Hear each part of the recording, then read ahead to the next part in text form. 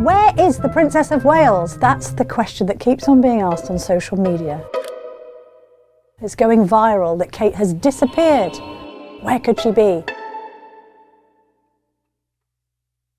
Don't quite understand these conspiracy theories because we know exactly where Kate is. She's at Adelaide Cottage, her property in Windsor, on the Windsor Great Park estate, not far from Frogmore, where Harry and Meghan used to reside. And she's recuperating from this operation. I think people might have forgotten that she's actually spent 13 nights in the London clinic.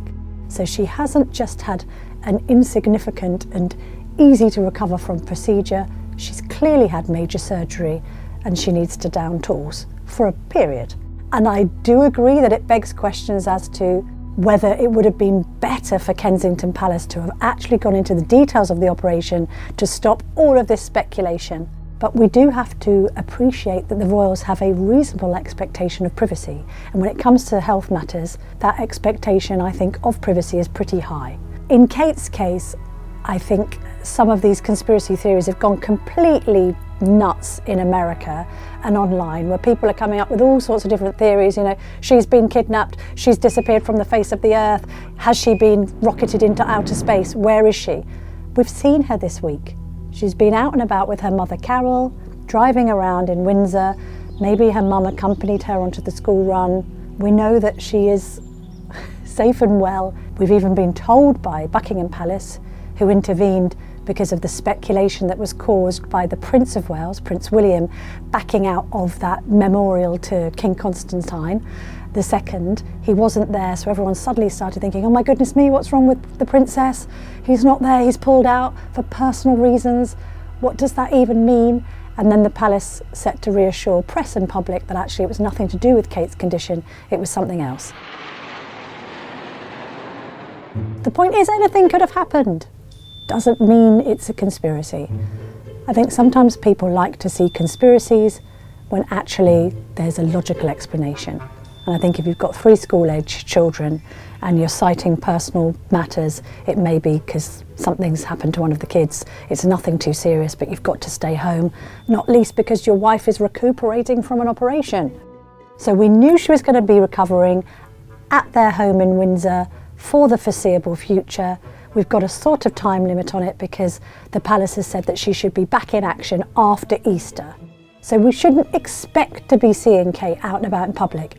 And there's a Commonwealth Day service. That's the traditional sort of gathering of major royals, senior working royals at Westminster Abbey to mark Commonwealth Day, to celebrate in the Commonwealth, which is obviously interwoven into the fabric of what it is to be a member of the British monarchy. That's going to star Queen Camilla and the Prince of Wales, but conspicuous by their absence again are going to be the King and Kate, the Princess of Wales, because they're both recovering from their respective health problems. We'll see other senior royals, so we'll see Princess Anne, her husband Tim Lawrence, we'll see the Duke and Duchess of Edinburgh, formerly known as Prince Edward and Sophie, we'll see the Kents, we'll see the Gloucesters and all the rest of it. But we do need to accept in this period that there are 2 very senior royals out of action for the time being.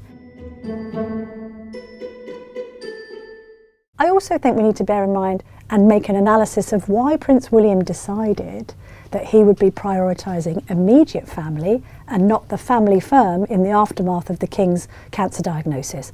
At the time, we initially sort of rushed to write that Prince William would be the King's liege man of life and limb, that he would be stepping up, and then the palace sort of briefed back, we're not really saying that. We're saying that Queen Camilla is going to step up on behalf of her husband, and the other members of the royal family are going to do their bit. But actually, we said that Prince William's priority would be Kate, and it continues to be Kate. I think that tells us as well that Kate needs physical as well as emotional support from her husband, and I've got it on good authority that William's decision to prioritise his wife rather than his father has come on the express wishes of the King, who has told his son, you must put your wife first. Happy wife, happy life. They've got 3 very young children, so immediate family is what matters.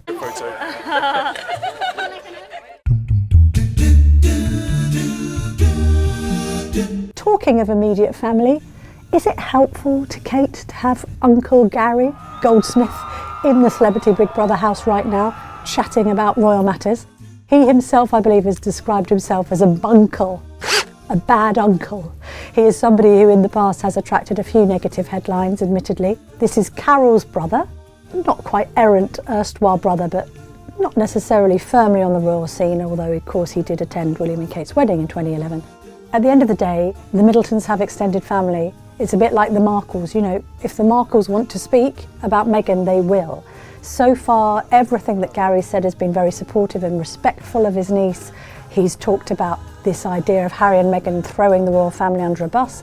It's not that controversial to say that. I mean, I think most people can agree with that analysis. He's also, I think, spoken about how lovely Kate is and how family-orientated she is, and that he doesn't get to speak to her much because she's so busy, not just with royal life, but also with her young family, how wonderful it is that she's prioritised these children and wants to give them as normal an upbringing as possible. Again, this isn't bad PR. It's not that much of a problem. We do understand, or at least we've reported, that Bunkle Gary was read the Riot Act before he went into the Big Brother house, and that obviously he must have been told in no uncertain terms that he was not to betray any confidences or be disloyal or indiscreet. There's nothing the royals like less than indiscretion amongst their nearest and dearest. People running to the press and telling them salacious tales of what they've done. But I think Gary's been around the block quite a long time and has been on the periphery of the royal scene, what, for now 2 decades. I think he knows what he's doing. We'll wait and see what else he might come out with on Celebrity Big Brother, but I'm not sure Kate's got too much to worry about there. At the moment, Kate's out of sight. She's clearly not out of mind, because people are wondering where she is. We're not going to see the Princess of Wales in a public role until after Easter, when I think we're safe to assume that all will be back to normal.